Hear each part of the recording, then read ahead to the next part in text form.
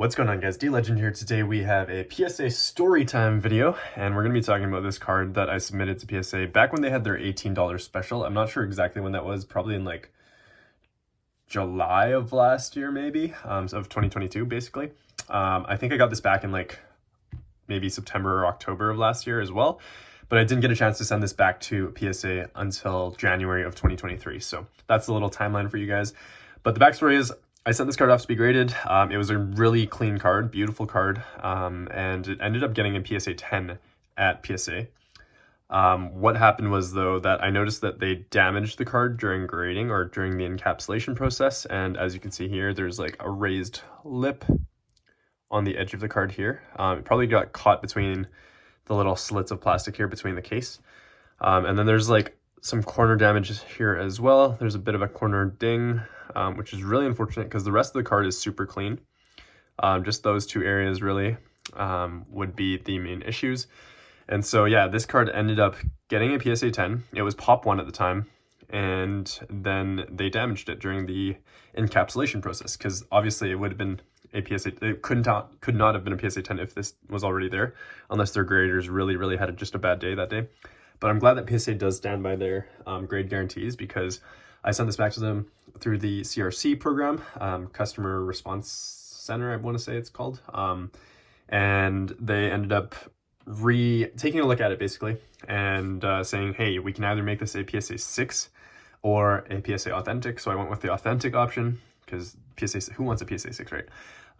But yeah, cool card to have nonetheless. It is a beautiful cover card. Obviously, I would have loved to have it in PSA 10 because that's what I'm collecting right now. I'm trying to collect all the Zexal and Arc 5 cover cards up to the last set of Arc 5 that has Ultimate Rares and Ghost Rares, which is Dimension of Chaos.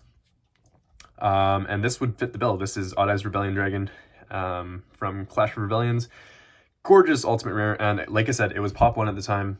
So like when it was graded PSA 10, obviously they've removed that off the Pop Report now. So yeah, they originally offered me $180 as compensation, and I said that was way too low because of all the reasons that it should be worth more, which would be it's a Pop 1 card in PSA 10.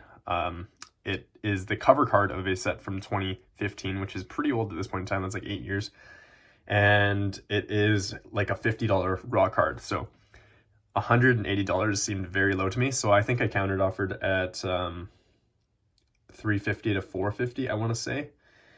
And no, I think I said $400 to $500 because of all the reasons I listed. Highest rarity of this card in English. And yeah, just a beautiful card overall, and sentimental value, and it's impossible to find a really minty copy of this card to grade and get a PSA 10 as well. Not as many people are grading this card compared to other cover cards and stuff like that in older sets and stuff like that, but still a really cool card. And I got this off of my friend Billy's Card Vault in a pack battle that we did together. And the packs that I set, like that we used for the pack battle, I actually sent to him. So technically the packs were originally mine, and so this card has a lot of sentimental value that way. But yeah, they ended up giving me $300 or $299 as compensation for this, as well as a refund of the $18 grading fee. So a total of $317 as compensation for this card, which is unfortunate because I think it's worth more than that. And personally, I value it around $400, I'd say. But $318 is way better than the $180 that they were offering me originally. So I guess I'll take it. It is what it is at the end of the day. And yeah, I just wanted to share that story with you guys and to just say that like PSA isn't perfect, and by no means are they ever going to be perfect, because there's going to be some sort of human error involved, or even like machine error. I'm not sure if like this happened because of a machine or because a human accidentally moved the card while they were encapsulating it, or what happened exactly. But there's definitely damage on it compared to before, and I'm glad that PSA does stand by their grades. That's one of the reasons why I will continue to grade with PSA, but that doesn't mean that I'm not going to explore other options. I'm going to look at different grading companies like Koba Grading, which I have recently partnered up with. So if you want to check them out, they have some really thick slabs, and they're really high quality slabs, really clear cases, and pretty good grading standards from what I've experienced so far. I've only graded 4 cards with them right now, but I'm going to be submitting more cards with them in the near future, I'd say. And I also want to check out CGC because CGC has some really nice cases as well. And I'm not a huge fan of their labels yet, but maybe that'll grow on me if I ever do grade with them. But yeah, I just want to say that I'm keeping my options open.